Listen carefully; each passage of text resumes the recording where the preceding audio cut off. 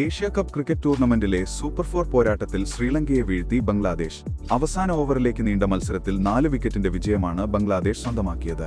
ശ്രീലങ്ക ഉയർത്തിയ 169 റൺസ് വിജയലക്ഷ്യത്തിലേക്ക് മറുപടി ബാറ്റിംഗിൽ ഒരു പന്ത് മാത്രം ശേഷിക്കെ 6 വിക്കറ്റ് നഷ്ടപ്പെടുത്തി ബംഗ്ലാദേശ് എത്തി.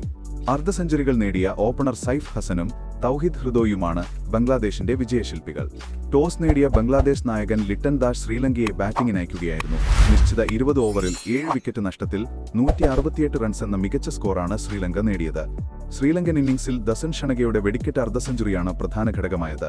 37 പന്തിൽ 64 റൺസ് എടുത്ത് ഷനഗ പുറത്താകാതെ നിന്നു. കുശാൽ മെൻഡിസ് 34, പതും നിസംഗ 22 എന്നിവരും മികച്ച പ്രകടനം കാഴ്ചവെച്ചു. ബംഗ്ലാദേശിനു വേണ്ടി മുസ്തഫിസുർ റഹ്മാൻ 3 വിക്കറ്റുകൾ വീഴ്ത്തി. 169 റൺസ് വിജയലക്ഷ്യവുമായി ഇറങ്ങിയ ബംഗ്ലാദേശിന് തുടക്കം പാളി. ഓപ്പണർ തൻസിദ് ഹസൻ 0-ന് പുറത്തായി. എന്നാൽ പിന്നീട് സൈഫ് ഹസൻ 61, തൗഹിദ് ഹൃദോയി 58 എന്നിവരുടെ അർദ്ധ സെഞ്ചുറികൾ ബംഗ്ലാദേശിന് നിർണായകമായി.